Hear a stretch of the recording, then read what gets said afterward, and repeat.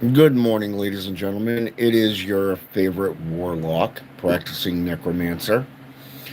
And today I bring to you a common fad that is recurring in today's society. Unfortunately, from time to time, we get fads going. And everybody, due to the fact that they want to be a part of something or they want a place to belong, tend to jump into things without having a firm grasp of why or what is going on. Okay. So today I thought I'd kind of do a video, much like I did with John Ramirez, and I did had his name in the title for a reason because I did pick on him quite heavily in the past, and I really wanted to show you a history of things that and how it plays out. And I'm also going to get. I also gave you a list of books in the depiction area, if you will, about what the video is about and what I'm talking about. Now, first of all, let's look at one of the greatest fads right now that is rising. It's literally tearing up the social media platforms, and it's by a guy by the name of Pastor Lucas Miles. Okay, and it's called the Pagan Threat. Now, I had the privilege to download the PDF slash ebook of this particular book, and I have to say I'm highly disappointed, and I mean highly disappointed. Okay, hey Leo, welcome to the channel, brother. So, anyways, so I do what I always do. I delve into research. I go out and I get the work. I go out and I watch all the fucking videos and stuff that I can get my hands on. And sadly, when we're talking political slander, okay, and this is basically what this is, by the way, political slander, and I'll get into why that is. And if you don't believe what I mean by that, then look into radical politics. Get into things like race mysticism, okay, and you'll understand very quickly about what I'm talking about here, okay. So when we look at today's politics, just out of an example,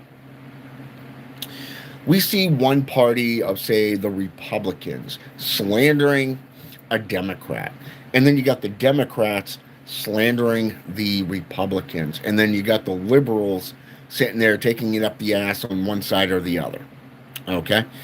And I use that term very loosely because, I have to agree with that one line from that one movie where if liberals were so goddamn great, why do they always fucking lose? Everybody wants to back a liberal, but nobody understands why do they always fucking lose. So that's something I had to put in there on that one.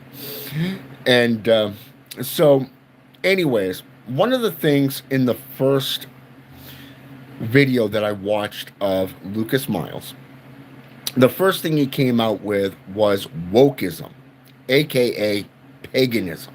Okay, dealing with the gender titles, basically superiority in different mannerisms, if you will, such as men and women, not gays, not lesbians, not bisexuals, just straight heterosexual men and women.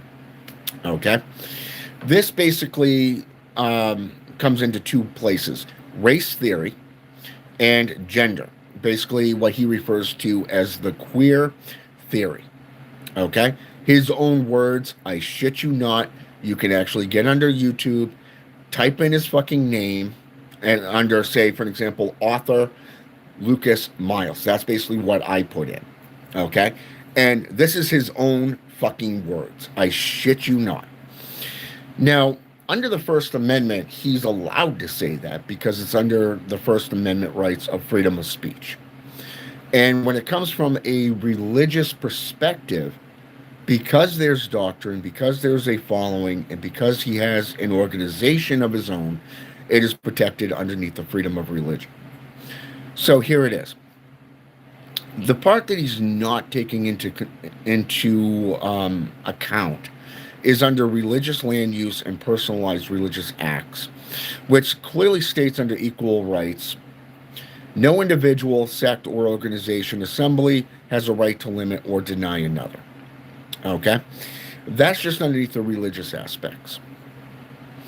So, when you get into the gender theory or the race theory, then you're getting into what Adolf Hitler and Jim Marrs pointed out quite heavily, I might add, in chapter 1 of his book, The Rise of the Fourth Reich.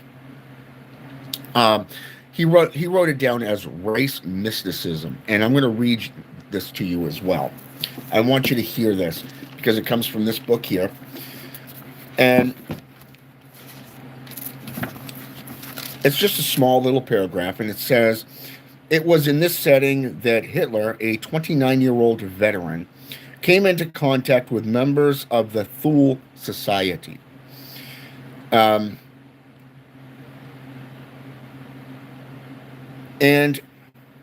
basically an innocent reading group, which is what it was at the time, dedicated to the study and promotion of older German literature, but the society composed mostly of wealthy conservatives, ardent nationalists, and anti-Semites, accurately delved into radical politics, race mysticism, and the occult under its emblem, a swastika superimposed over a sword.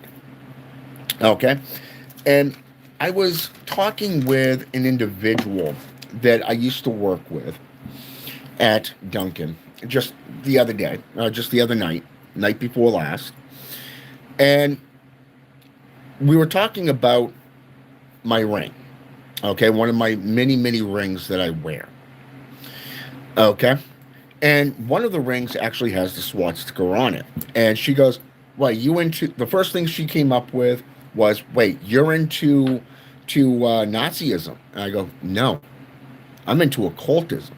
There's a difference." And she asked me point blank, how? How? Well, first of all, when it comes to the swastika, Adolf Hitler in World War II, the Nazi Party, is the only thing people really know about the swastika. And this is something that I have to agree with Lucas Miles on, is people, when it comes to religion, when it comes to philosophy, when it comes to your way of life, many, many people do not know what they're practicing. They don't even know the history of it. And that really is a very, very sad fact. So I have to give him credit on that aspect alone. Okay? And you know me, ladies and gentlemen, you know me. I will put it to you straight, and I lay it out in both ways of thinking. Now, I don't agree with race mysticism, and I don't agree with bringing politics into it, because we've all seen what happens when politics gets into the any fucking topic there is. It just goes to hell in a handbag. So, anyways, Timothy Snyder, his opening line in the prologue, the prelogue, if you will, and I'm going to open this up real fast. History does not repeat, but it does instruct. The founding fathers debated our Constitution. They took instruction from the history they knew. Concerned that the democratic republic they envisioned would collapse, they contemplated the descent of ancient democracies and republics into, well, let's just call it older empires, as they know or knew. Okay, and he really went into things like philosophers like Seneca, Marcus Aurelius, and Aristotle. Aristotle's actually a very good one to read when it comes to the hierarchies of political gains. Now, one of the things that we see big today, and like I said at the beginning, we're talking political slander. Okay? Now, what is Christianity very good at throughout history? Okay? And I want to point this out to you. We have God is good, Satan is evil. Okay? We have witchcraft being bad, Christian beliefs, going to church, being a good little boy and girl, is good. Mm-hmm. Okay? So, how do they slander you? How do they slander your religion? Well, let's take a look at history for an example. In the Dark Ages, they would come in, they would introduce their doctrine, everything would be going great. This is shown quite heavily in multiple different regions of the world. From, let's go with the Gaelic communities or the Slavic communities, just to name a couple, where they would integrate their doctrine to what we know today as pagans. Not this modern day BS paganism of tree lovers, but those that actually wanted to keep the knowledge pure. Those who actually sought knowledge and things to better somebody's life and just basically do their own shit. You know, it was a cultural view of a certain belief. Like in this case, let's go with Gaelic, which was based off the Druidic priests. Okay? So the Roman Empire would come in, they would bring their Catholic inquisitors in, if you will, their bishops, and they would start preaching to the people their doctrines, their way of life, explaining to them how this will lead you into immortality side by side with Christ himself. Okay? And then they would start putting limitations and laws into play, saying that praying to a pagan god is considered evil. Idolatry is evil. It's of the devil, so therefore you can't practice this. And then they would put it into their 10 Commandments, which goes all the way back to the Roman Empire. And it was kind of interesting to see this because what's one of the 10 Commandments? Thou shalt not worship any idols of the heavens above, in the earth below, or on the earth, right? Because your God is supposedly this fucking jealous God. He's a warlike God. So, why do Christians, number one, worship a man on a stick? That's right, a cross, a stick. Every fucking church has it. Every fucking church has it. They worship at an altar. They worship a dead man, which is necromancy. They perform prayers and religious commutes to a dead man, which is, like I said, necromantic practice in general. But yet you're going to get on to any religious topic, let's say Brujeria. Let's go with Palo Mayumbi, Santeria. Let's go with voodoo, Satanism, and you're going to see 19 videos to one video. Okay? 19 videos of supposedly ex-practitioners of devil worship, of witchcraft, claiming that they were wrong, that it was evil, that they saw the light. But then you're going to get that one video of somebody that actually practices the arcane, the esoteric practices. And they're going to sit there and reveal what each step of the process is. I believe it was Father Chad of the Catholic Archdiocese who said it best. There are 3 stages of witches in the world. Those who claim to be those who dabble, and then there's those that actually do practice that's knowledge can rival his own. Wow. Okay. That's Catholic arrogance for you right there.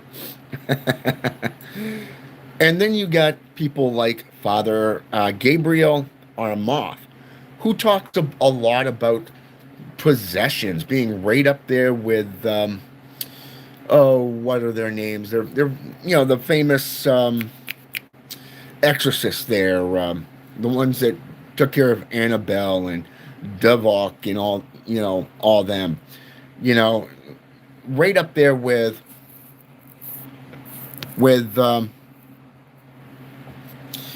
how should I say this?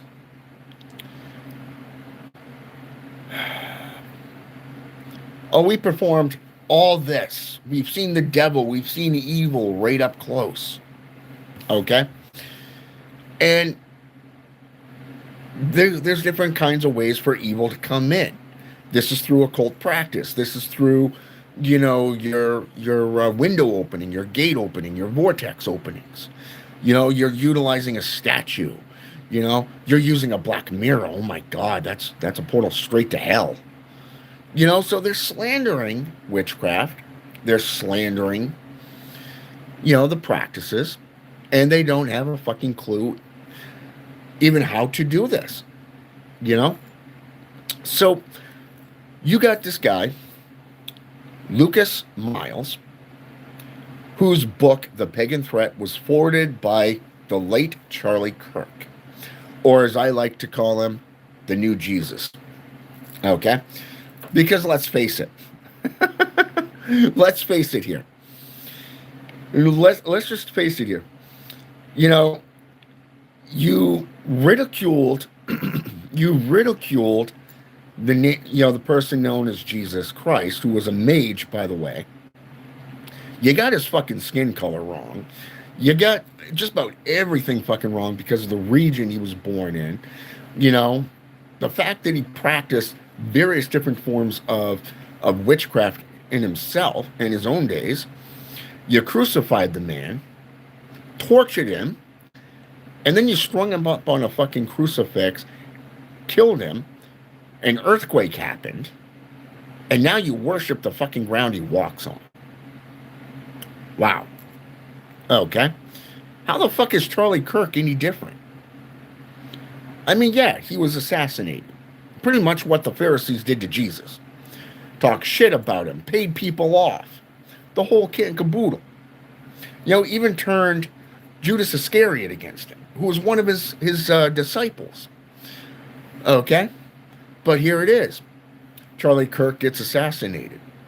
Heavily known as a political, let's call him a political devil's advocate, if you will.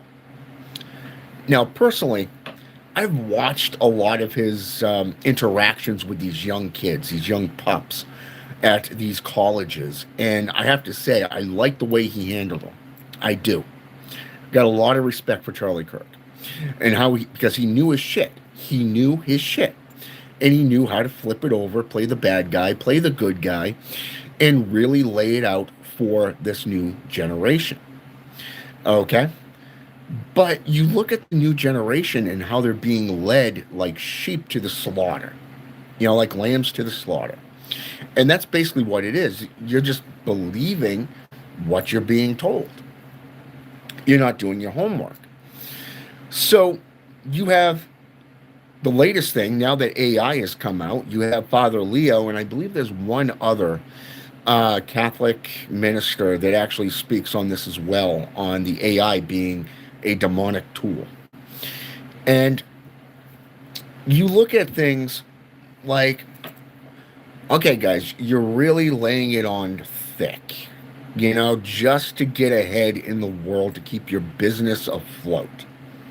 Everybody knows that Christianity is nothing more than a business, raking in millions of dollars. You got a guy down in Texas that owns his own fucking football field.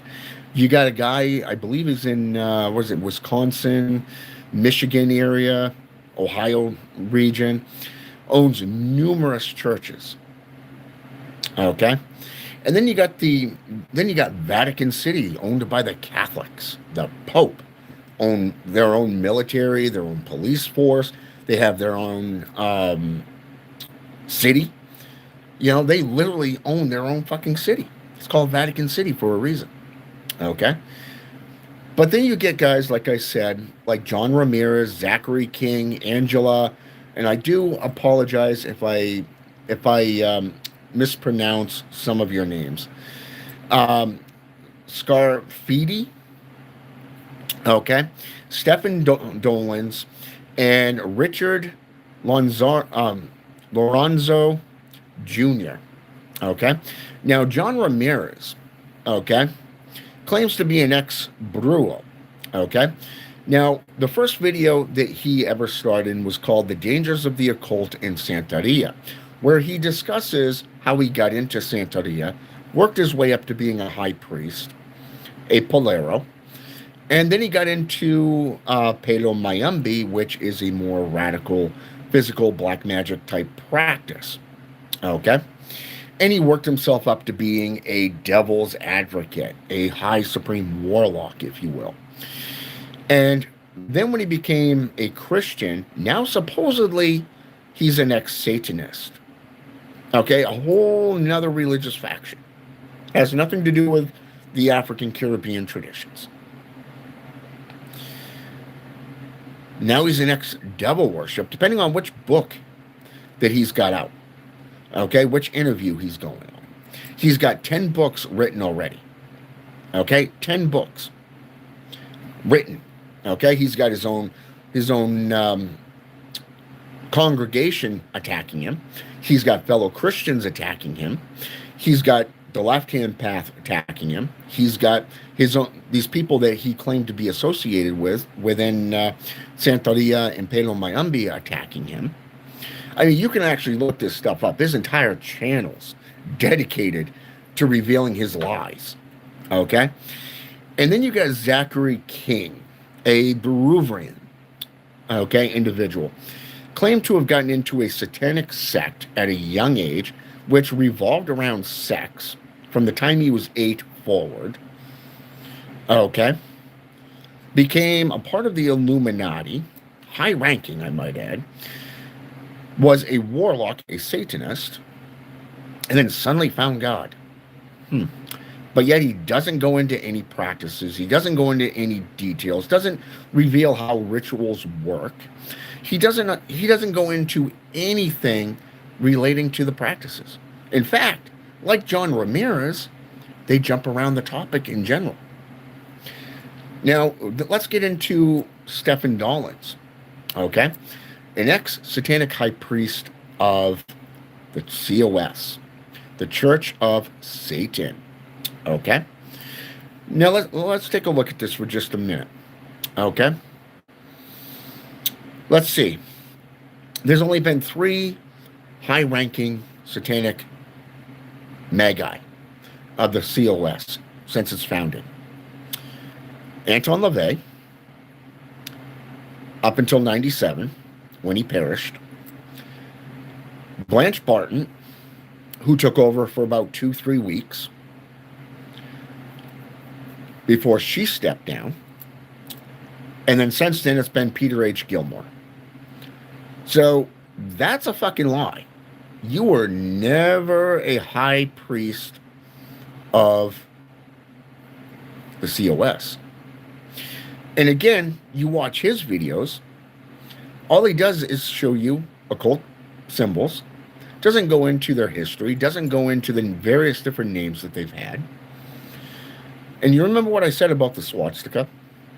How it was associated with the Masons, how it was associated with the Masonic Lodge, how it's been associated with alchemy and various older traditions going back hundreds of years, long before Adolf Hitler got his fucking hands on them. Okay? So that was Stephen Dolan right there for you. That's all he does. And he just talks about how he came to God. And just like John Ramirez, you know, the same fucking thing over and over again with these Christians. So then you have, like I said, Angela. Okay? She is an ex-witch. Okay? An ex-brewer. Okay? Now, here's the ironic part. She doesn't go into any details whatsoever about what she practiced. She named off doing spell work. What kind of spells?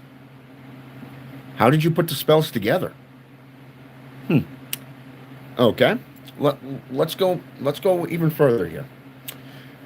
You claim to have been a part of Santeria and Brujeria.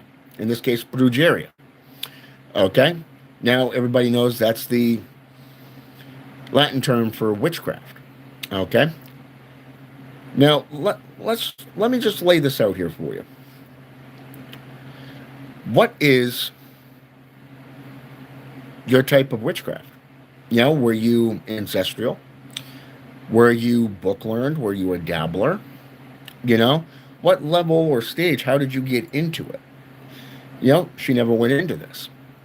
Okay, she didn't say that she was taught by somebody. She didn't say she got a grimoire and started on her, practicing herself. You know, she didn't go into anything. She just simply came in, showed up one day, and went, this is how I did it. Okay. Huh. Richard Lorenzo Jr., ex-warlock, claimed to be a drug trafficker, claimed to be a warlock, a very high-ranking one, very powerful and rich. Okay. Everyone knows, according to the U.S. government's reports, that things like Santa Morte, for an example, Saint Death, beloved Death, all right, is worshipped by numerous different cultures, okay, going from Portugal all the way down into Latin America, okay, not just here in North America. So here it is.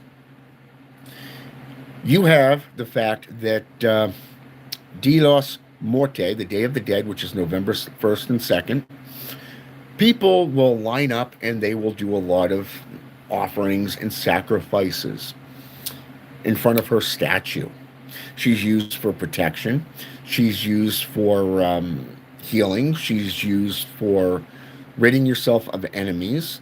She's used for a lot of different things.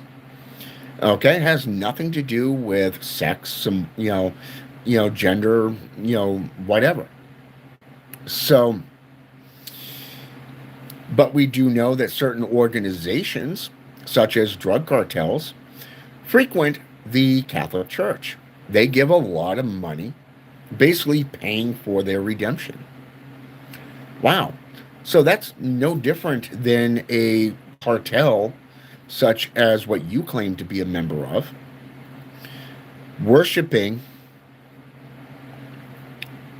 a type of deity within your practice. So being a criminal and being associated with the occult, that's nothing new. You're not saying anything that's different from anyone else. But here it is.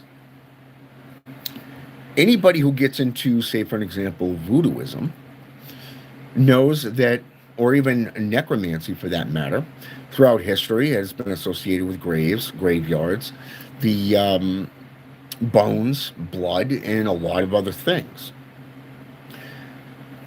Now, you don't even go into your own videos and your own interviews and explain how all of this applies to spellcasting. How about consecration of your temples? How about laying it down and saying, well, this is what the beings that I worked with represent and what they can do for you? No, you don't go into that either. Wow. Okay. But here's the funny thing is, Lucas Miles, he goes into one of the videos that I watched that he did. He spoke on the 3 types of pastors, and you can look this up. It's actually titled The 3 Types of Pastors. And he says true pastors is number 1, the zealots, if you will. This is in line with Adolf Hitler's perspective of race mysticism, the purity of your intention. the belief in what you're doing, otherwise known as Aryan belief structure. Then you have the number two, which is called the trembling pastors. These are those that are afraid, that become lost. His words, nonetheless, not mine, his words. Okay? And then you have the traitorous pastors, which are wolves in sheep's clothing, you know? And it's like, okay. So basically, what you're saying is that if they're not with you, they're of the devil. Wow. Okay. What do we know about Christianity for the last 2,500 years? How many wars did the Israelites and the Hebrews wage from the time of Abraham, or otherwise known as Abraham, to the time of, say, King Saul, King David? How about human and animal sacrificing? How about daughters molesting their own father so that he can have an heir? How about your so-called kings who are aligned with your god go to the Strigoi, the Strega, the necromancers, like the Witch of Endor? How about an astrologer going under the cloak of night to Jesus the man? Okay. Does that make them any less Christian? Does that mean they don't believe as you? Okay. Now let's break this down. Why don't you tell the entire story? King Saul went to the Witch of Endor because he was tired of fighting the Turks. It was a 40-year battle. 40 years. Which, ironically, 2 days after this meeting with the Witch of Endor, he and his sons were killed in a plateau of a mountain. Wow. A mountain valley. Interesting how that worked, right? Abram didn't just go to somebody's aid. Didn't just go to fight wars. Nope. He also attempted to murder his own son. Ritual sacrifice. Okay? That's in your Bible. Okay? But let's go further, shall we?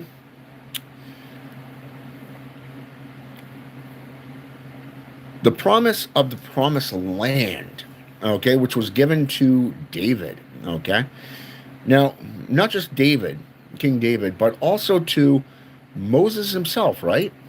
Now, don't you find it interesting that as a loyal servant to your God, that these two men were not permitted into heaven? Because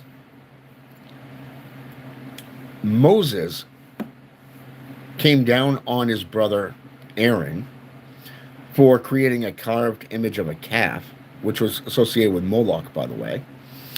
And there's a couple of good stories out there just on him alone as a deity, and not just within the Bible itself later on.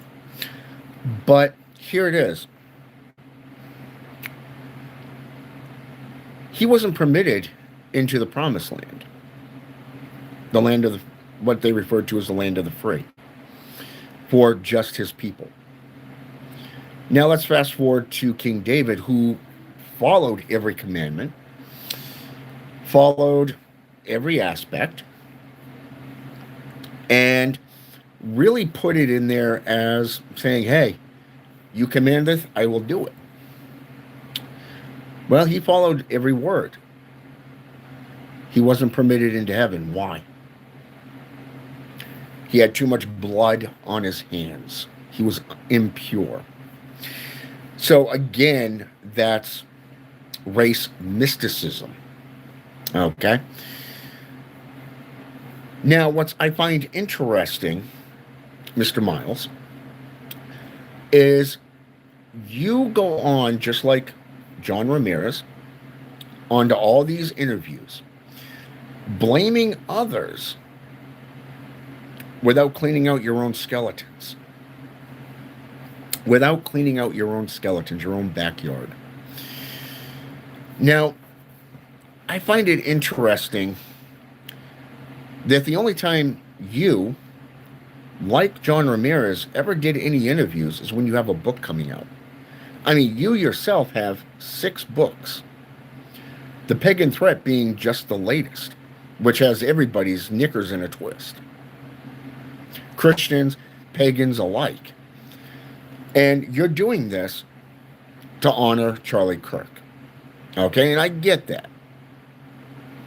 But like I said, Charlie Kirk is the new Jesus. You know, little joke there. But what is a true Christian? Your words. Okay? You use the term true Christian. Now, what is religious mockery? Like I said, Father Chad spoke on insult, making fun of. These are 2 things that you can look up under Google, by the way. Father Chad, Father Gabriel, and Father Leo all spoke on modern day things. And like I said, On Tyranny by Timothy Snyder, The Rise of the Fourth Reich by Jim Mars, Constitution of the United States, including the Declaration of Independence, the Articles of Confederation, and the amendments to the Constitution, including the Bill of Rights. Okay? Now, I want to read something to you right now from Arianna Huffington's book, and it's called How to Overthrow the Government. Okay? We're going to go to chapter 1.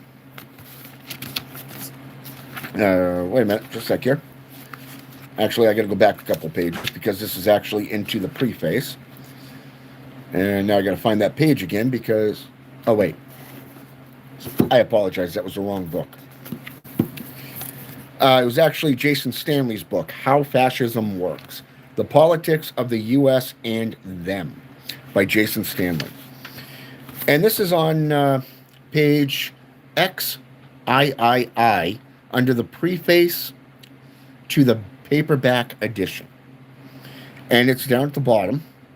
And it says, the targeting of enemies, minorities, liberals, secularists, leftists.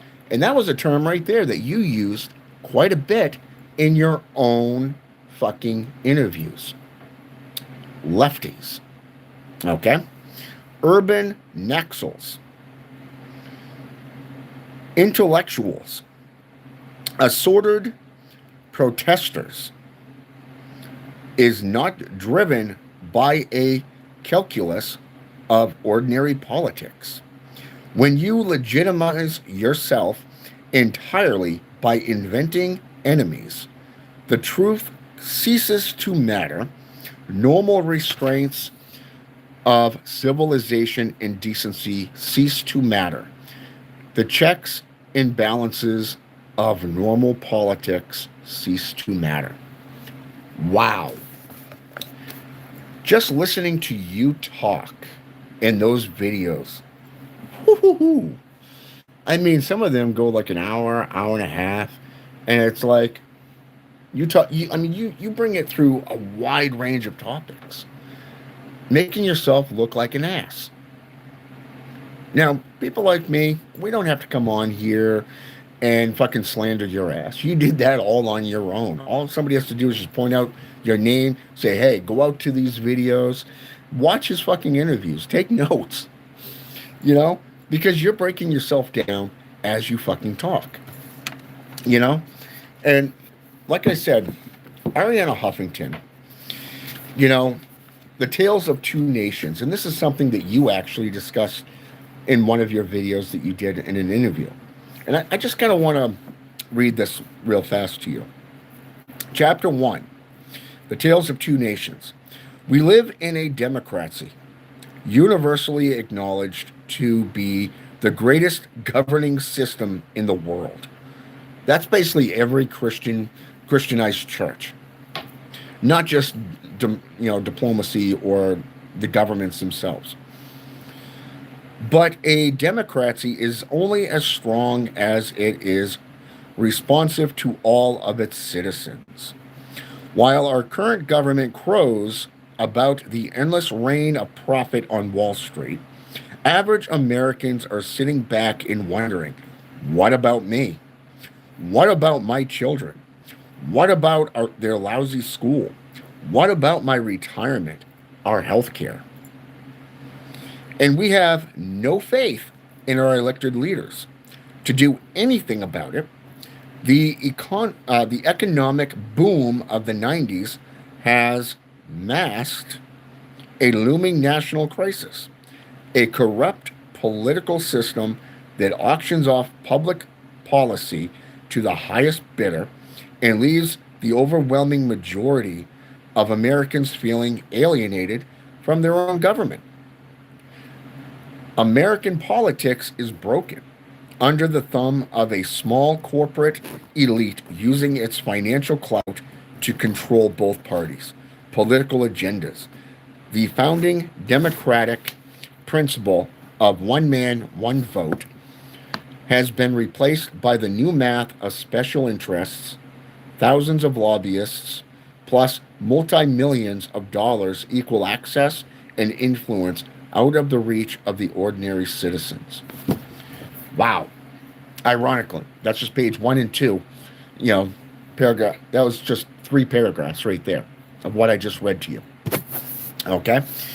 And the ironic part is, like I said, when you're raking in $15 million a year, own your own football field, you're raking in, each bank account basically has 10 grand, if not more, sitting in.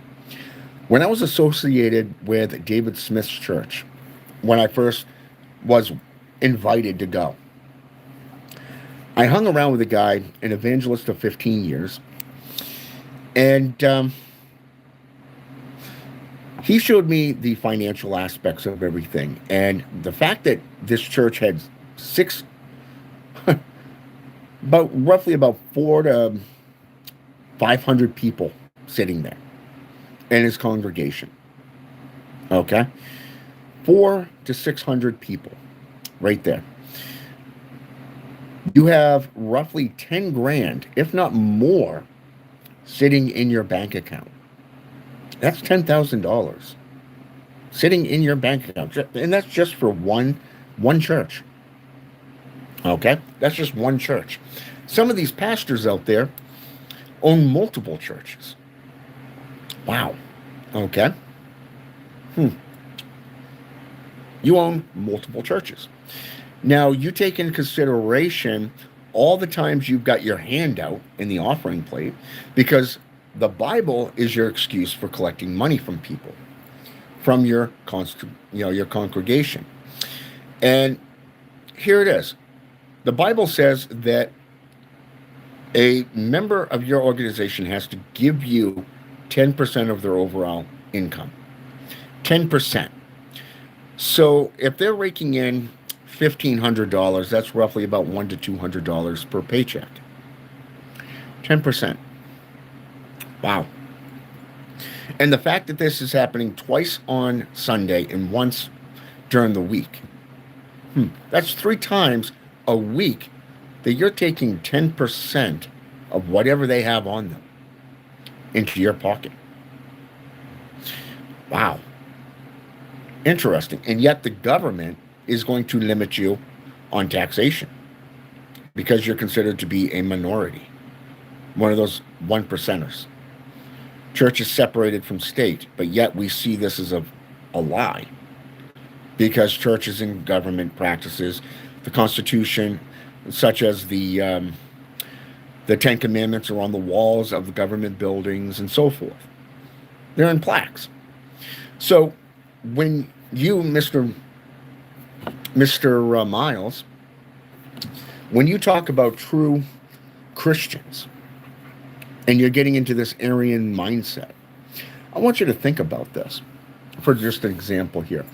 The First Amendment states that a protected religion is made up of 3 things: a following, doctrine, and an establishment. Okay? How many religions are there here in America alone that are built, that come from the old world, I might add, the old world, such as necromancy, such as druidism, such as witchcraft. Hmm.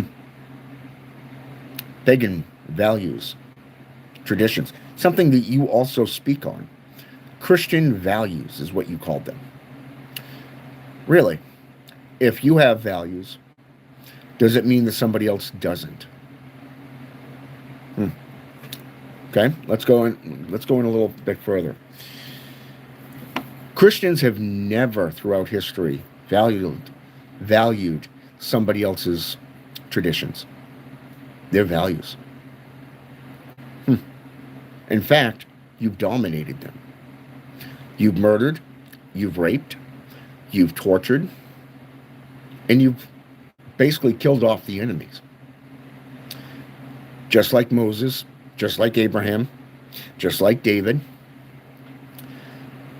And yet, anybody who goes against, even, say, for example, the Pharisees, the priesthood at the time, we see this again around the Renaissance, the Dark Ages. We see this through the witchcraft trials. We see this through the burning times. We see this going as far up as the 1980s and early 90s through the Satanic Panic. We see this again in 1998 through the Islamic traditions of the rape of Dukhan. Now, the Dukhan are shamans, okay? They were shamans. And in 1998, people believed that because of the JCI, the Judo-Christian institutions, that these Dukhan were placing curses upon them, that the people didn't wait for the church. They didn't wait for the legal system. They didn't wait for the medical feedback. And because of that, a mass hysteria took place. Just like during the Satanic Panic, just like the witch trials from 1604 to 1937. Okay? Where we see 150 to 300 Dukhan brutally murdered. Wow. And then you wonder why we have a federal law that says it's illegal to incite a riot through fear. Yes, that's right. You can look that up yourself, Lucas. You can look that up yourself. And anybody on here that wants to look that up, feel free. Inciting a riot is illegal, and it can land your ass in jail up to 20 years. Uh-huh. I want you to think about that. And that's all this is. And what it is it is a political attempt to discriminate other religions. Oh, they're the problem. Really? When's the last time you moved into an area and you were met with slander? How about being denied access to basic needs? Having prices jacked up because you're a different religion? How about having your home and your life threatened?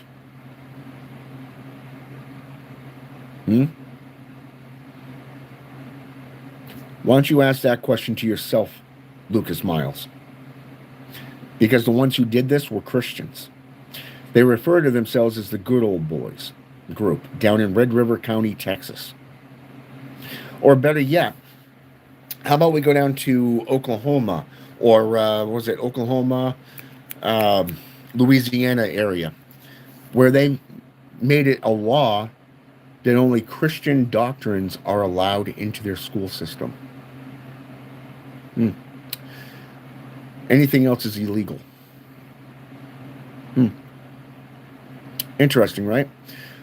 Or how about a woman dying of an illness? Can't even get basic health care and proper care because she was a practicing Satanist. down in Virginia. She ended up having a stroke on the couch, dying alone. Because your Bible said that she was a devil. Where's the humanity and dignity in that? Where's your compassion and your kindness? You know, you talk about giving bread. Most Christians do. I find it interesting that when a starving child comes up to you begging for food, you give them a Bible, not a loaf of bread. What was it in Matthew, Mark, Luke, and John? I find it interesting how he took one fish and he took how many loaves of bread? How many fish was it in that one story, that one proverb? And he fed 5,000 people. 5,000 people. Didn't do that just once, but twice. Interesting how that works, right? But yet you yourselves are attacking everyone else. Wasn't it your God Jesus that said, "He who cast the first stone, step forward"? Ooh. And let's not take into account here that the first official Bible in 1904 was the Vulgate Bible. All other Bibles came from this one Bible. Okay, and you can actually look this up. This is something that you can actually Google. You can go into your local library and pull this stuff up easily. Okay, it's not just on Google. It's a historical fact. The Vulgate Bible was originally a part of the Codex Gigas, known today as the Devil's Bible. Wow. So, in essence, you're hailing Satan just like any Satanist. So how are those apples? How are those cookies there, Mr. Lucas Miles? How does that sit in with you? How's that taste? You know, there's an old Taoism. You know, there's an old Taoism saying that says, "Eat bitter." Eat bitter. Okay? What does that mean? What does it mean to taste bitter? To eat bitter? It means you got to shovel shit. You got to eat shit until you like it. Until you become it. You look at all these individuals out there claiming that they are this or that.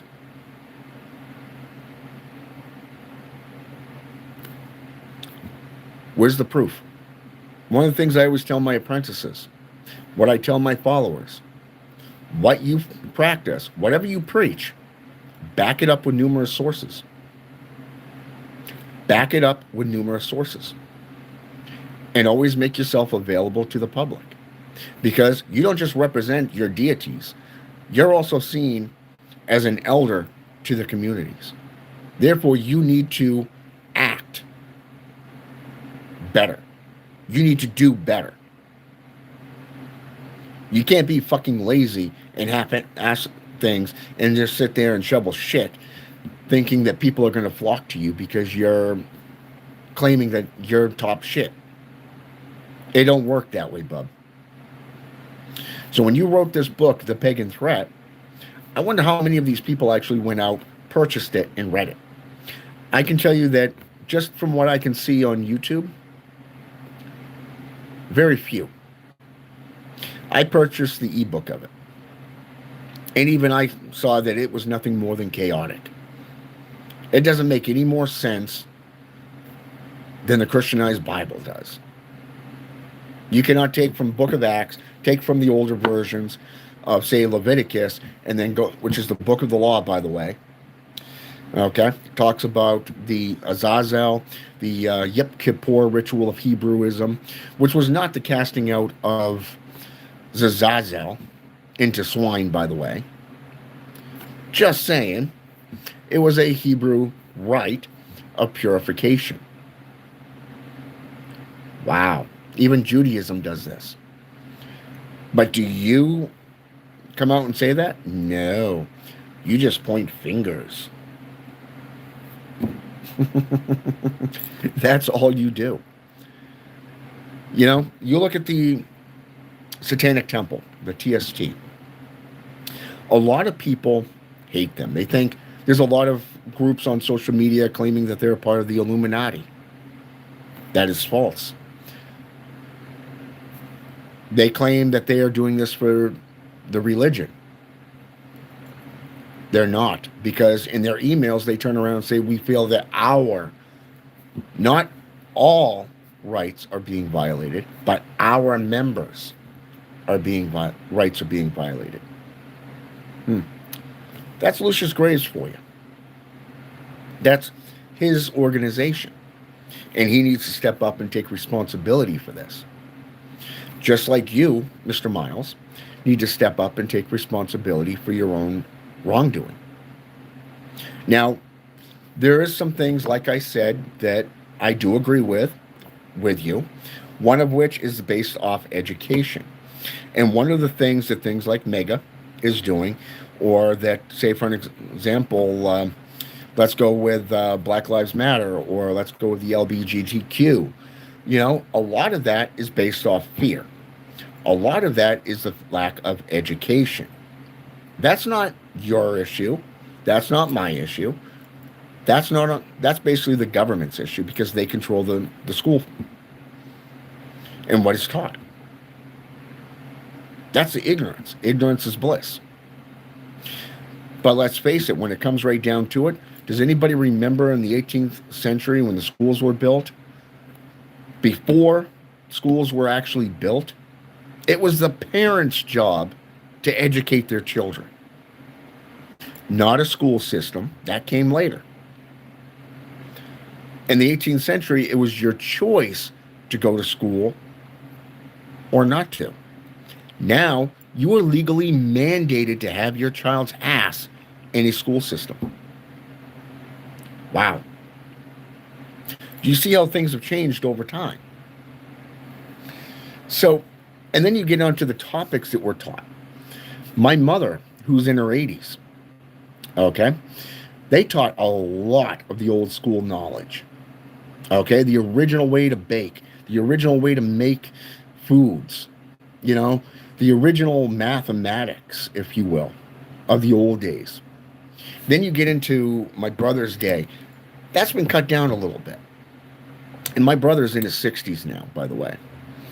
You know, so he's been, the knowledge got cut there. Then you get into my generation, and it's now 50%. You go into my nephews, it's been cut down into 30 to 40%. Now you get into my son's generation, they're teaching second graders algebra. They haven't even learned the basic fucking formalities of mathematics. They're cutting out 90% of history.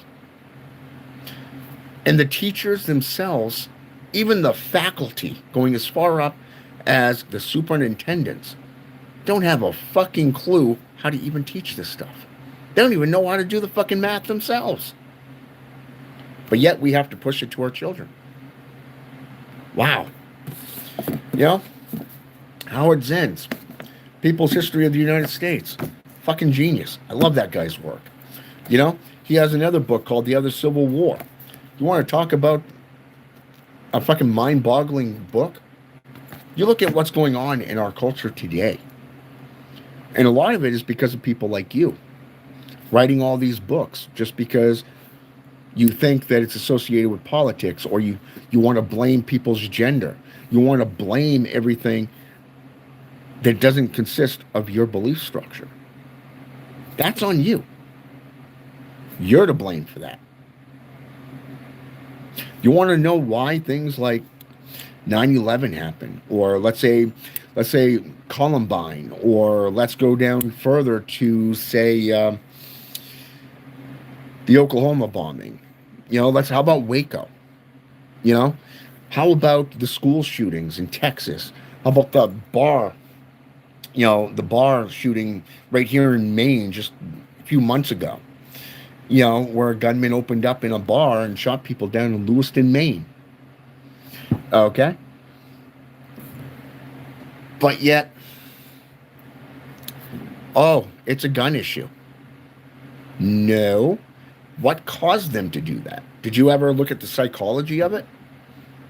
Maybe people are just pissed off at the government to the point where they're done with the fucking BS. You know, like I said, you look at these two books alone.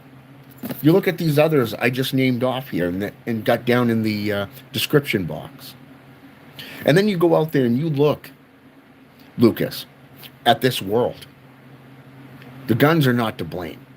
The guns are just a tool. No different than a pen. Do you remember when the pen was mightier than the sword? Or how about the sword was mightier than a pistol?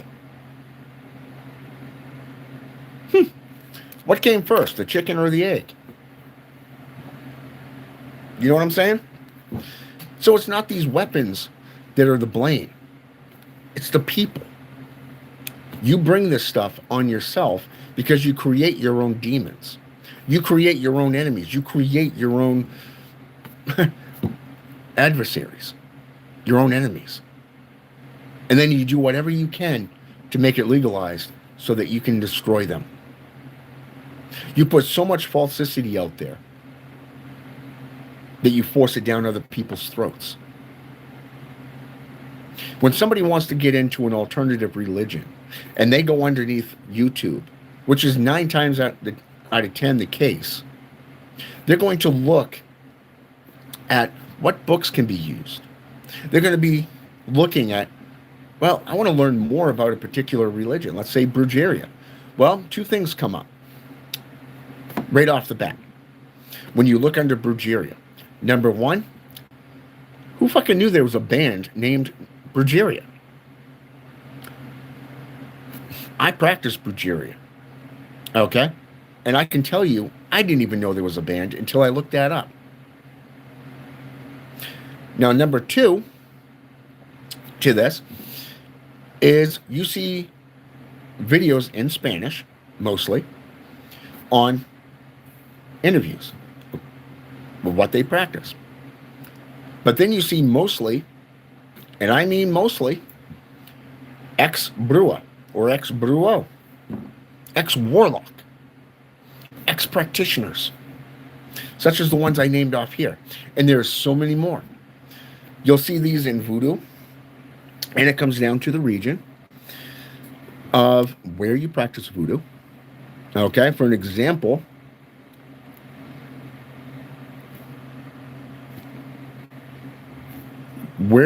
what type of voodooism are you practicing? Are we talking Nigerian? Are we talking Ethiopian? Are we talking, say for an example, Haitian? How about Dominican Republic? How about New Orleans Creole?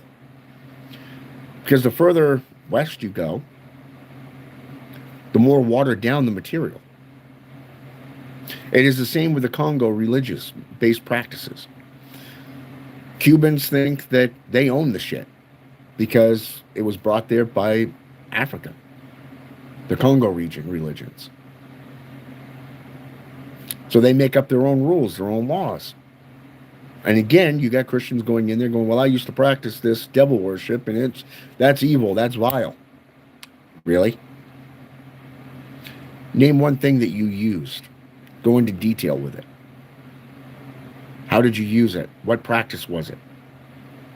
You know what I'm saying? You know, you get into Satanism.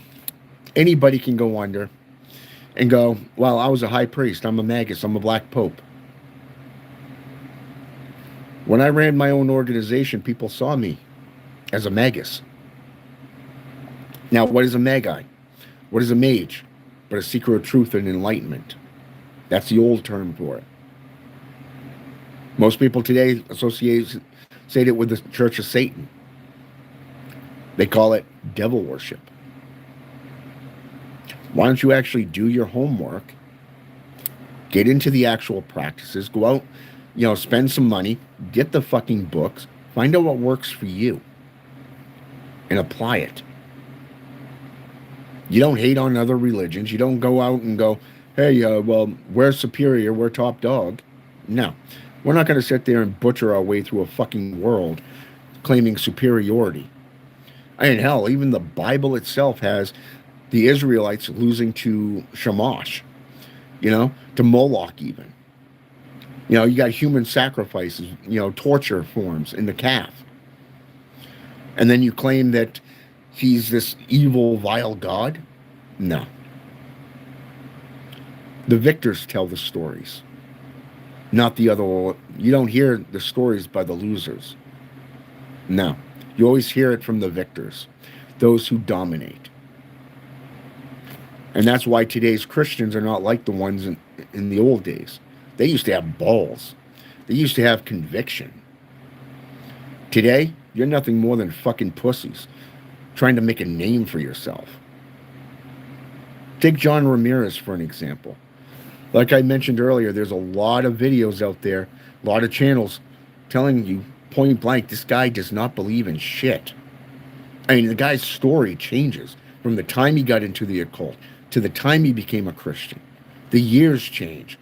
The age range changes from age 7 to age 13. From anywhere from 30 to 40 years as practicing in one religion before going to the other.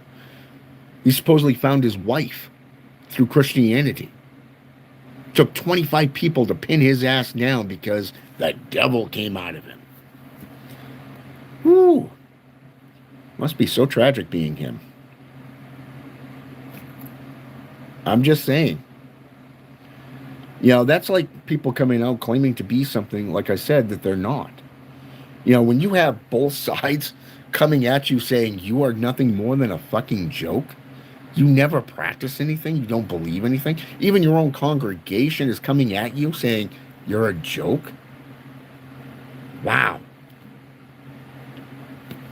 But then you're going to spell it out in such a way that is catchy. Okay? Catchy. Well, people don't learn from history. This is why it doesn't repeat, but it does instruct on how to do things. And this is why they're cutting back on education. Because the lack of education means that you're nothing more than a fucking joke. You are, and I quote, a sheep that can be herded wherever they want because they are the puppet masters and you are the puppet. Okay? This is why I always tell you, back up what you preach with numerous sources. Robert Greene in the 48 Laws of Power, and I love his work. He put it like this: reputation is everything. Guard it. Never say more than you have to. Never outshine the master. Spiritualism is all good. Why does it need... If your system is so good, why do you need to defend it? Why do you need to push so hard? Why do you need to put out 6 books? Why do you need to put out 10 books?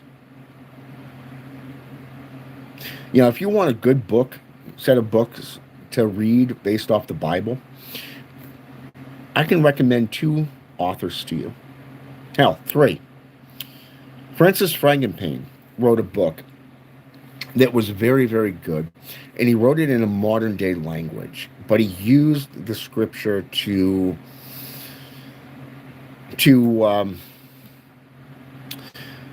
demonstrate the necessity of how enlightenment works.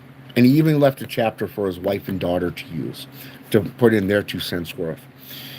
And it was called, it's actually right here, and I can get it for you. And it's called This Day We Fight by Francis Frangipain. It was actually a very good book. Very, very good book. And Andrew Womack wrote Spirit, Soul, and Body. You remember when I said that, when I was invited to church for the first time, I went to this apostolic church and I met Wade Townley. He was a 15-year evangelist, And this guy and I used to sit down. We used to talk a lot about the Bible. He'd always have me do research because it was my strong suit. I loved doing research. I loved delving into things. Didn't matter the source. Well, the thing that helped me understand where he was coming from was this book here. This guy literally broke down the Bible and the verses and everything and separated, much like the occultism aspect does, with the three bodies: mind, body, and soul. And the Satanic Witch, forwarded by Blanche Barton, you know, they actually use a clock as a diagram. And each number, each point of the cardinal directions has a specific perspective of, say, for an example, dominant to let's say, what is it, dominant and submissive, okay? Man, woman, if you will. And then it would go into each number in between these would represent your characteristics, your personality, the type of work that you would get into, and the kind of car that you would like, your favorite colors, and so forth. It was actually a very good book, and that was actually back before Robert Johnson, Dr. Robert Johnson, came out with the Satanic Warlock. And to be fair, I loved that book. That's one of my favorite books from the Church of Satan, outside of the works and essays by Anton LaVey himself. Love that. But I actually went out and got the Out of the Devil's Cauldron, A Journey from Darkness to Light, Santeria, Spiritualism, and Palo Mayumbi. Oh my fucking God, right here. So where's Satanism? Where's demonolatry on here? Okay? Santeria, Spiritualism, Palo Mayumbi, African Caribbean traditions. And that's by John Rameriz. Holy fucking shit. So, like I said, his stories change. That's why I tell you, back it up. So, when I got into this stuff and I started learning religions, before I knew it, I had this guy, he looked at me and he goes, "Have you ever considered the ministry? Have you ever considered the ministry?" And I looked at him, I go, "Are you fucking kidding? Can you picture me as a pastor? Can you picture me as a fucking priest?" That's laughable. Now, the ironic part is when I was a kid, I always thought it would be funny. There was some kind of joke there, being a minister and having a PhD, being a doctor and a minister. There was just something about that was comical to me, as a child. Who would have known that around that time I was working for Tractor Supply, and this pagan woman that I knew, she, we always talked about paganism. We talked about witchcraft a lot on the job, and we always associated a lot. And right up until I left, and it was funny because of the fact that she turned to me one day and she said, I've always saw you as an elder. You're highly intelligent. You know your craft. You know the religions, and you know what you're talking about. And you can bring numerous sources into this stuff. This was back in 2013. This was back before 2013, roughly about 2012, 2013 area. And by that time, I was already learning and studying to become a priest at that time. So it was kind of funny because this was started back in 2009. And then by 2011, I was an ordained archdeacon, and then I became an ordained priest in 2013. So this is actually a journey for me from that point on, leaving the who I used to be up until that point, because I've been a practitioner since 11. My first spiritual aspect happened to me when I was 5. And when I was 7 or 8 years old, I got kicked out of my first church. I got kicked out of the church because I was asking too many questions. Now I look back on that and it's like, God damn, that was fucking sketchy as all hell. Who would get into a gray van, and then turn around and come back 2 hours later? You get older, you become a parent, and it's like, That screams molestation. That screams kidnapping. That screams illegal activity. You know what I'm saying? But the fact that that was a van ministry, but it didn't have her, it didn't have the Baptist church name on it, didn't have any of that stuff. It was just a gray fucking van. So I mean, I look back at that and it's like, yeah, that was kind of sketchy. But here it is, as a practitioner all the way up until 2009, and then I started getting into the ministry after that point. And now I'm an ordained archdeacon with a doctorate of divinity and multi-faith theurgy and practices. And it's like people look at me as an elder. I'm held to a higher standard like a cop or a firefighter or military personnel because you've taken on that responsibility.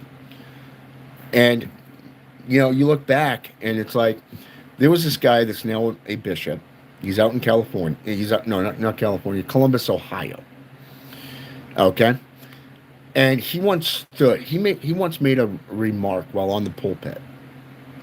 That first day I went to that church and he said, I am the guardian at the gate.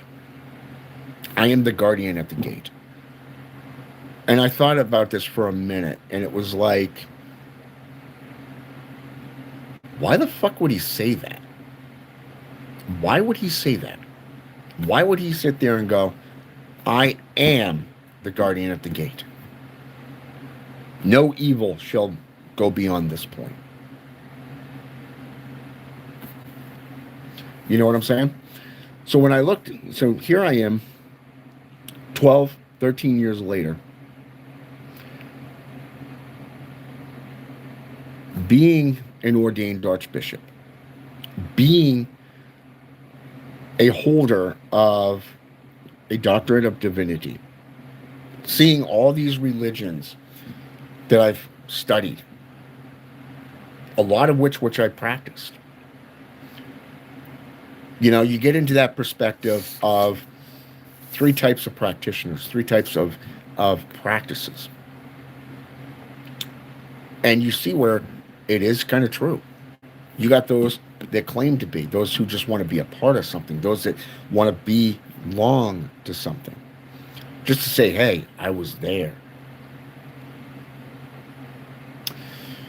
And you're right. You're right, Lucas. A lot of things have changed since we were kids. Since we were children, a lot of things have changed. Not just prices, not just belief structures.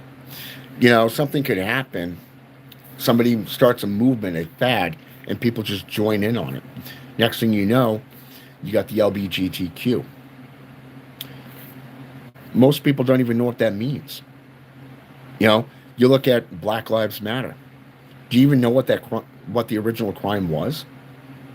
Instead, all you got is half the country burning due to wildfires. The other half of the country is in uproar with riots. And a lot of it is done by looting, and crime rate went up during this time. You look at the religious wars that are going on over in the Middle East. That's what it's about. Do you remember when Russia invaded Ukraine? What was the thing that Putin said? America is not living for God anymore. And now we have your book, The Pagan Threat. It's like a step-by-step manual being put out claiming revival. We need it. Come to us. We need your money. We need you as a slave. We're desperate. And that's what it looks like. That's what it sounds like. And the fact that you brought so much shit into your book, people can sit there and go, well, it made me think about some stuff. Good. Anything that gets you thinking is a good thing. But you go back to the 18th century. There was a guy, a nobody. Okay? I forget the guy's name offhand. It's in Reputation, the chapter, Reputation of Robert Greene's 48 Laws of Power. And the story goes that he went to this museum owner and wanted to purchase it, but he had no money.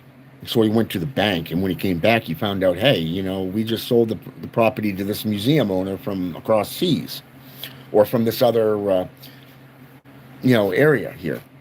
He has more of a reputable, reputation.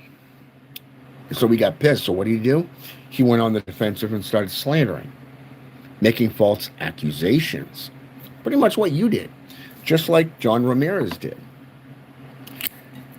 And then all of a sudden, that guy went bankrupt. He had to sell it. And the original owners turned around and went, you can have it. And it prospered. But then you look at the gimmicks this guy did to get people in there. Hired a homeless guy to lay bricks, always having a brick in one hand. So he'd go around, he'd lay the bricks down, go in, come out the back door, pick up a brick, switch it out, go back, lift up every single brick, and go back in. Anybody remember this within the Bible? Encampment of the enemy soldiers behind enemy, and behind the wall of besieged men. And look at it this way. How many times did they go around? About 7 times. About 7 times, and the wall supposedly came down. Huh. When the trumpets were blown. Well, basically, this was the same thing. So, this homeless guy would do this. All of a sudden, by the second or third time, people are stopping and staring. They keep on going. He keeps on going throughout the day, to the point where the cops are saying, hey, you're holding up traffic. Threatening. Right? The freedom of what the guy's doing to make a living. To make this buck. He's working for the money. But here's the other aspect. What they don't see is that every time he enters into the museum, he's got a group of people paying to get into that museum. Not all of them continue to follow, because most of them are there for the art, the museum pieces, the exhibits. So they're in awe of that. So they remain in there. But more and more people are coming in, producing that profit. And that's what it was about. And then he buys this zombie, if you will, this little monkey, if you will, that was from across seas. I can't remember exactly if it was in Japan, the islands over that way or whatever. I can't remember offhand. But all of a sudden, people flocked to it, wanted to see it. But he put out a whole bunch of falsicities against himself. So he had all this negative stuff that he's putting out himself, other people's and people who are judging him based off the profit and how extraordinary this event is, aren't just coming in and giving their reviews. They're giving in both negative and positive. So it's bringing in that thought form of, hey, there's something here, right? That curiosity. Now, remind me, Lucas, what was the original sin that supposedly all humanity is condemned for from Adam and Eve? It was the taking of that apple, right? Now, to quote Buffy the Vampire Slayer, season 7, Nathan Fallon, his character, he played a priest. I forget the name of the priest offhand. It has been so long since I've watched that series. There was a story he put. He said, a woman's curiosity is being curious, being intrigued. If I give her an apple, what can she do but to take it? Now, you're hating on lesbianism. You're hating on women that want to feel like they're men, which I don't agree with there anyways, but that's just my personal opinion, but I keep that to myself. If you're born a man or you're born a woman, cool. That's what you're into, right? But when you have all this other stuff like gays, lesbians, pansexuals, transgender, whatever you want to call it. I'm so behind on the political BS names, so you have to forgive me on that. But reading your book, listening to your little interviews, and you come out and you say something like this, saying that young women are being led astray, believing in all this other bullshit, from political to whatever. Do you even know what that does to you? You know, no wonder you guys have to force things down people's throats. That's like that would be like saying somebody looks at you and says you have a tiny dick because you're definitely overcompensating. You know, plain and simple. You're overcompensating because you feel the need that you have to. You can call it love of God, for the love of God. You can call it the love of the faith, being a zealot, being a true Christian. You're just another sucker who befell a system of slavery. You claim to have all this knowledge, but yet this is how you utilize that knowledge to belittle, to create segregation. When Christians can't even align in the same manner, you got everybody attacking everybody. You got different subsidiaries, if you will, within your own churches. The youth believe it means this. The elderly just want to sit there and chit chat and tell stories. They believe it's this. And then you got the hierarchy that work for the church going, well, this is how it is. Like a box full of chocolates. All of this stuff. All of it is going on right underneath your nose. And your biggest thing is the wars in the Middle East, young women being led astray by the devil,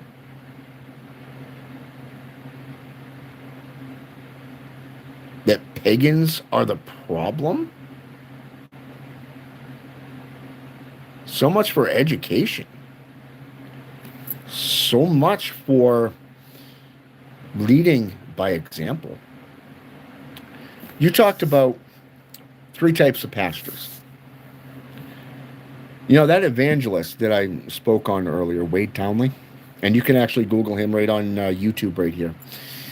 He's now the pastor of what used to be the First Apostolic Church of Brewer, Maine. It actually recently changed to the First Pentecostal Church of Brewer, Maine, with apostolic views because of his background and his wife's background. And I find it interesting that one of the things he said to me years ago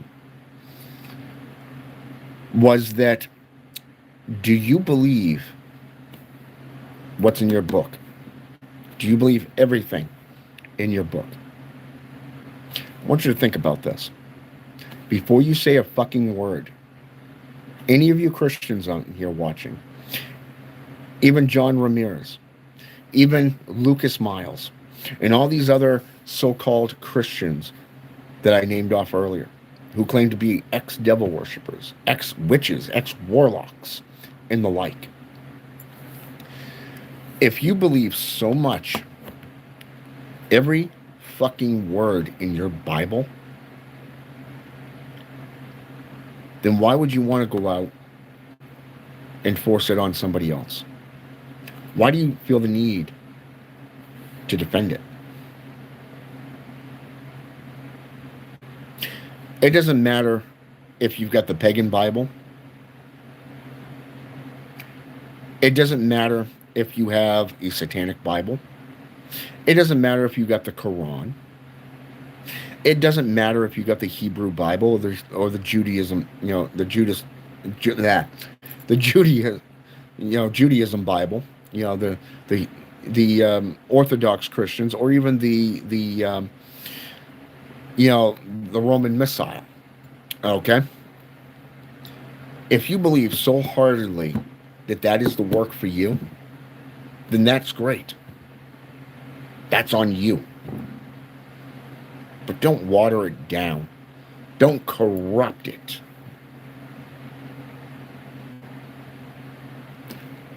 Don't try to force it down somebody else's throat.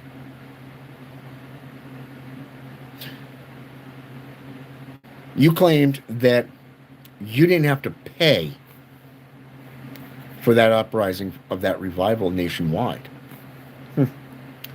Now, what revival is that, by the way, Lucas? What revival is that? Think about it.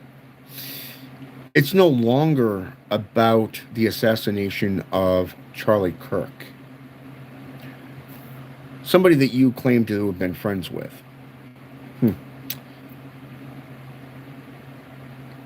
The fact that his wife took over his campaign and his organization. You know, she was dubbed the CEO of that organization. Kudos to her. I praise her on that, stepping up to the ball game like that. Takes a lot of honor, a lot of courage, and I respect that. But here it is. You claim to be friends with him, but yet you're going to use him as a martyr. You're going to use him as a martyr. You're going to use the crime that took place, your so-called friend's death, as a revival to revive the Christian faith. I hate to break it to you, but after 2,500 years, the Christian faith is dying. Have you even looked around the world? How many churches, synagogues, temples sit vacant because they either have no congregation or they have no pastor, minister, bishop to preach in? How many? I believe it was 2015, 2016 area. There was a study done on this, and it resulted just here in America itself. There was over 1,500 churches, chapels, and everything sitting vacant. That's nationwide. 1,500 sitting vacant. And you're going to use your friend's death, claiming it's a revival. We didn't have to pay for it. So you paid for these things in the past, huh? That's what happens when you talk too much. Robert Greene was right about that. He was right about that. You know, I believe it was Friedrich Nietzsche who said, "The tongue is the serpent. The serpent's tongue. It reveals more and condemns you faster than anything else about you."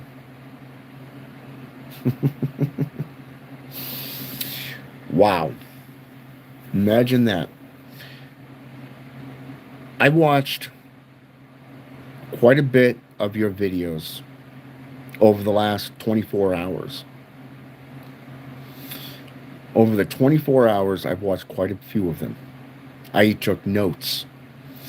Things that caught my interest, things that caught my attention, if you will. Things I didn't agree with. But then you still put your foot in your proverbial mouth. And like John Rameriz, you fucked yourself in the ass. Literally and figuratively.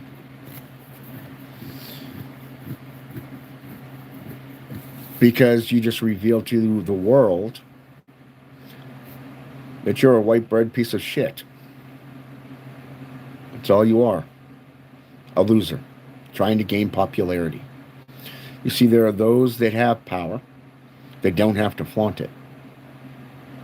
True power belongs to those who don't have to flaunt it, who have earned it, who knows what they're talking about. And just within an hour and 35 minutes and 10 seconds, I've turned your entire world upside down. All your videos is over 10 hours long.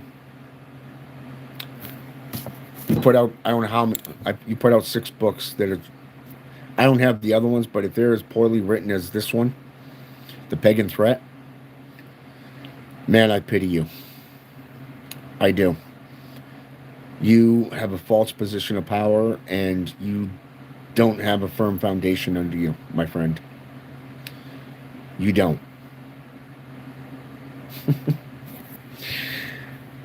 And that says a lot. I guarantee that if you give it another year or two, we're going to see entire channels brought up just dedicated to your lies, to your falsicities, just like we saw with John Rameriz, just like we saw with all these other names that I've named off. And believe me, there's a lot more that I didn't name. So, enjoy, my friend.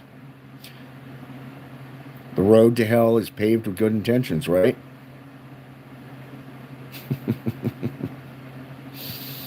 The road to hell is paved with good intentions. It is paved with gold for a reason.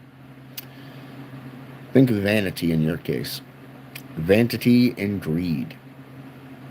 Because that's what the church, the JCI is. It's nothing more than built on greed. It's about power. It's about lies, deceit. It's about false control. And if you look back in the old years, the old days, the medieval times, it was those in power that were educated. I'm talking the church. I'm talking those of authority, like governors, barons, and on top of that, kings and queens, the nobles. They were the ones that knew how to read and write. The rest of the culture, not so much. Over time, that changed. And with things going the right way, where everybody has rights, everybody has freedoms, now you want to come out after Charlie Kirk's death and say, well, the pagans are the issue. The pagans are the issue, pointing fingers yet again. I can honestly say that the JCI, the Judeo-Christian institutions, have learned nothing over 2,500 years. Technology is the issue. Satanism is the issue. Shamanism is the issue. Wicca is the issue. Paganism's the issue. What about you? What about the church? Don't you think that's the issue? Nah. We're holier than thou because we're righteous. We're on God's side. Woo! Yeah. Foot in mouth disease. Keep believing that. In the meantime, I've said what I wanted to say. You don't like it, not my problem. I don't care if you like me or you hate me.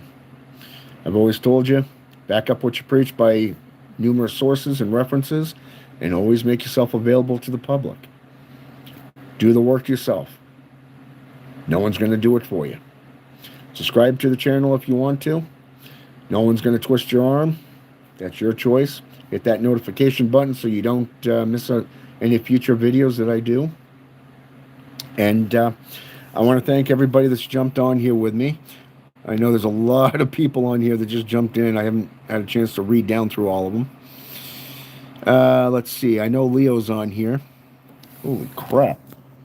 How many people are... All right, here we go. Leo, brother, welcome. Let's see. Brown Eyes Forever. Yeah, pretty much. It is waste management after all. That's all it is. Anything to stay in power. Like I said, it's that false state of power. Brown.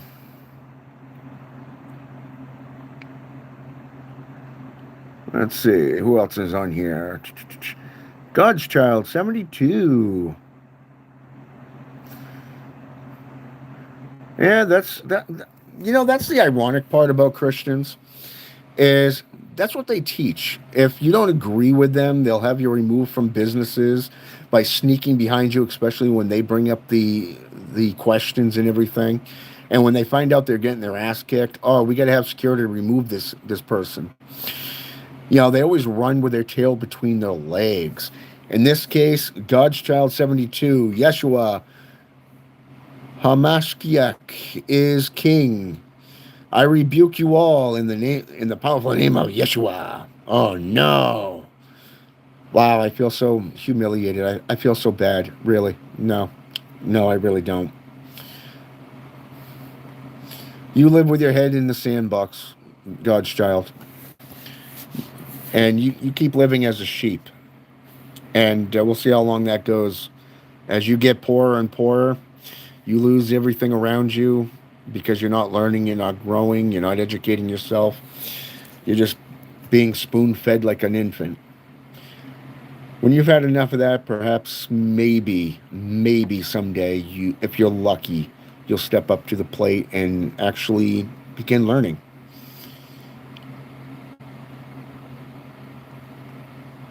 Oh, now he's turning, and then he turns around and says, I rebuke you in the name of Jesus. Okay, so which is it? God or the Son? You can't do both. They're two different people. I can sit there, God's child, and pull up, say for an example, let's go with Genesis 1:1, and say, in the beginning, God created the heavens and the earth. Okay, let's go to Revelations. Let's go to 1:7. I am the Alpha, the Omega, the beginning and the end, the first and the last. Okay, let's jump back to. Let's go with John. Let's say. Let's go 1:1. In the beginning was the Word was with God, the Word was God, yada, yada, yada. Drop down to verse, 14, I think it was. And the Word was made flesh and dwelt among us for a little bit. That whoever believeth in him shall not perish, but live forever and ever. Yeah, ha, ha, ha. Okay, and then we can go to the famous John 3:14. And God gave his only begotten Son. Same words, right? Well, let's go into Let's go into Colossians 1, verse 9. Okay? How about that all power was bestowed in the Son because he had full confidence of him. Wow. Okay. Now let's go into Matthew chapter 1, verses 22 and verse 24. A child shall be born of a virgin, and his name shall be Emmanuel. Okay. Now, Emmanuel means, in English, God with us. Okay. Jesus, on the other hand, is the Hebrew term that came later. This means son of. Okay. So, this is what Lucas Miles clearly meant by the lack of education in today's religious foundations. And it's not just there, it's in the world itself as well. Because people have been led down a fucking road of corruption and watered down knowledge that nobody even has the balls to stand on their own 2 feet and do their own research.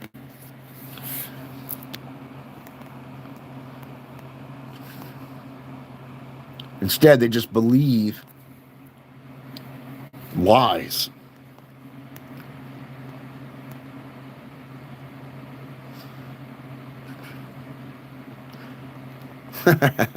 God's Child 72 says, your God isn't a God. They are just fallen ones.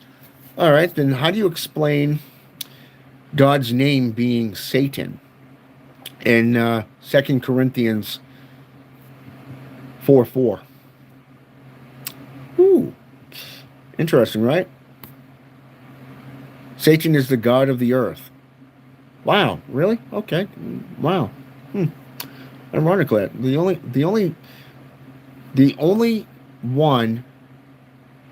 verse in the entire Bible that calls the God of the earth by name.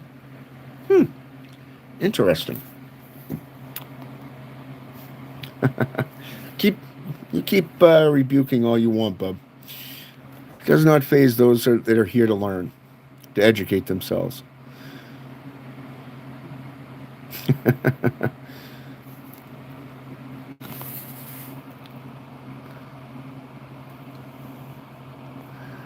Uh,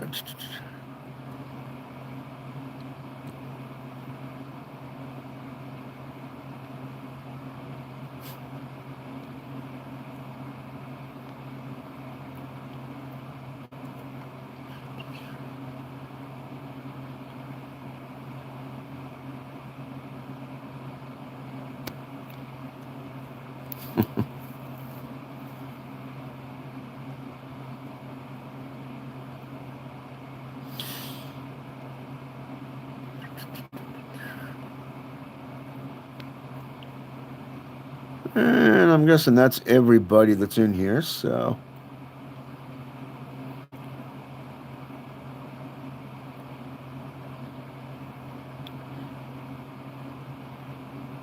Oh, nope, I was wrong. There is other people in here. Zoo. I apologize if I mispronounce your name. Zubel Shuher. Welcome to the channel. I don't know what that means, but I'll look that up later.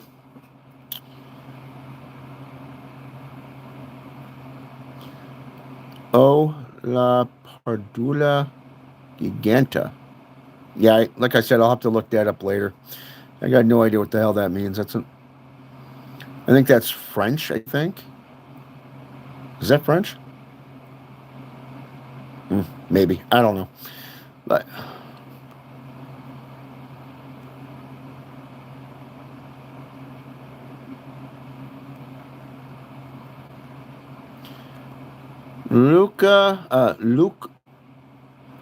Lucu Bratario 999. Welcome to the channel. Turtle Scoot. Welcome to the channel. And no offense there, Turtle. That's the funny thing. I just let these guys just duke it out. That's what youth does. When you get older, when you get around into your 40s and and above, that's when you take things a lot more serious, and it's like, what's the point of even giving acknowledgement to that type of stuff? And then you got let's see, Ak Hildu Asobol.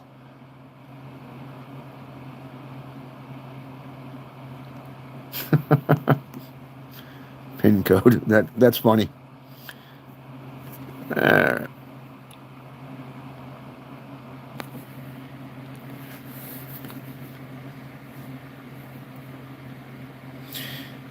Trinity, Babylon. I will gladly name Abrahamic religion's enemies. So let them point and call names.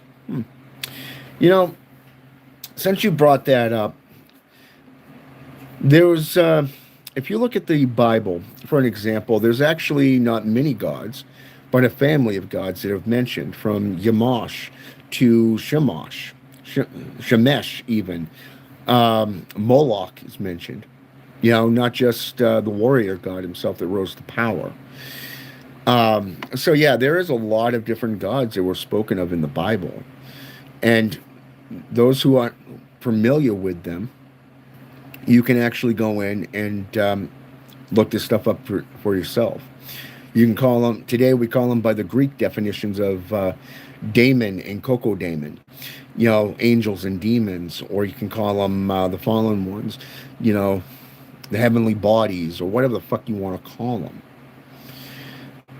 It seems like there's no ending of God's enemies. And that was Nicolas Cage in that movie. What the fuck was the name of that movie? I own it too.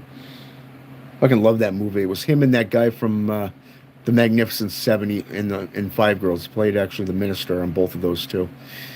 But these were Knights of Templar setting, and they kept going through crusade after crusade, and then they just gave up and quit. They fucking walked off and they looked right at the pastor or the preacher at the time, the monk, and he said, "Seems like there's always a new enemy to God, a new threat to conquer."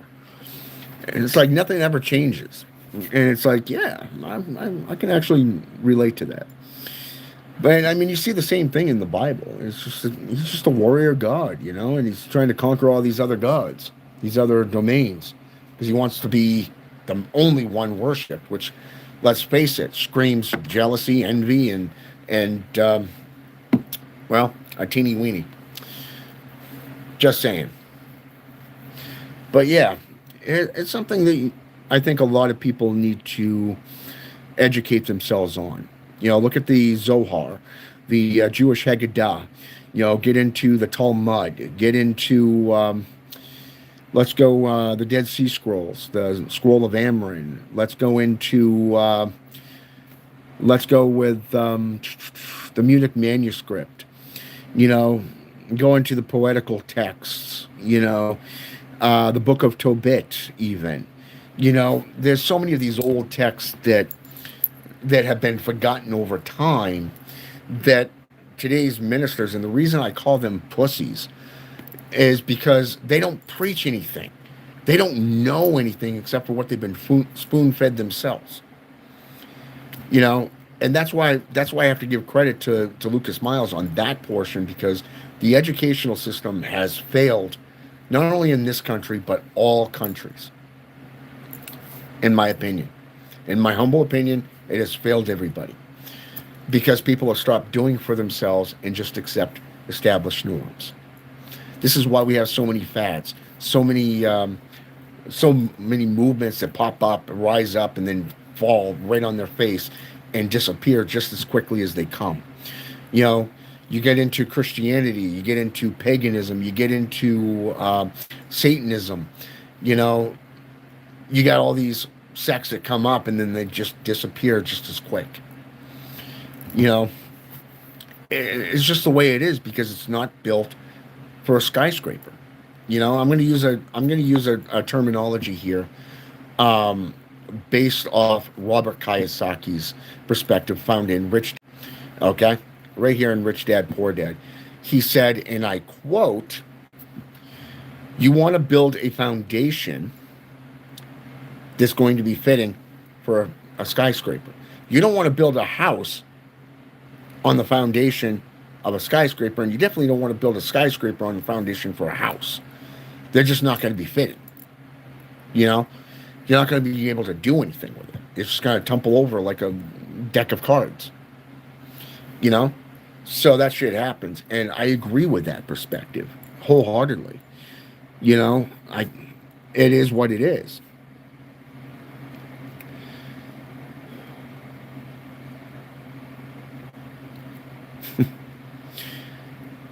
See, the funny thing is that everybody claims to have the only version, the only version. They forget about. They say women can't be ministers. Really, how do you explain the priests and priestesses of, say, let's go with Artemis, or how about Athena? How about, let's go with the priests, the priestesses known throughout Greece, the Roman Empire. How about the Oracle herself, the Oracle of Delphi, and her priestesses? Okay. How about we go into the cult of Anubis? How about the cult of Ares? How about the cult of Isis? Okay. You can go into a man. For an example, let's go with the Quran. The Quran was originally a philosophy. It was not meant to be a religion. It was a book based off tolerance. You know, it became a religion because so many people in the Middle East took to it. They flocked to it like Grant took Richmond. And then you get into other formulations that are more, let's call it, deemed more radical than Islam, within the Islam traditions. And then you got people still doing spiritual rituals, animal sacrifices. Make some people sick to the point where they leave, and all of a sudden you get called back, and you're having a conversation with a sheik. And he's explaining things to you, and it's like, that actually makes sense. That makes fucking sense. That's like people arguing over what type of magic to use, which is correct, the white magic or the black magic. Neither. Magic's gray. It's your intent that defines it being good or evil, helpful or vile. People don't think about that. They don't consider that. When you get into religions, it starts off with a good deed, good intent, but then it gets into the path of gold, and from there, it gets corrupted and watered down, and that's why we're in the state that we're in today worldwide. Christianity in itself is a failing religion. It's called blame others and we're innocent. We're rich, you're poor, get the fuck over it. We're right, you're wrong, we're dominant. But let's face it, when you start taking your deity's doctrine and making it your own, like I said, Jesus is out and Charlie Kirk is in. That's basically what's occurred. So, and then suddenly, the Pagan Threat book comes out and it's forwarded by Charlie Kirk. And you see the issue there. You see how it's set up. And you see this shit. So when I tell you, do your own homework, I'm not joking. Otherwise, you're going to continue to fall on your face. Okay? With that said, I want to thank everybody for jumping on here with me. I want to thank those who are going to come on after the fact. It means a lot. And feel free to hit that subscribe button. Feel free to hit that notification button. Some, people say it helps with the algorithm. What is that, like an AI thing? I don't know. And to me, it's just a mathematical code, like a 1 and 0. Beyond that, it doesn't mean shit to me. But but with that said, like I said, I always try to leave you with 2 pieces of information, and that is always back up what you preach and always make yourself available to the public. All right? Have a good day, a good night, wherever you are in the world. And until next time, I'm out.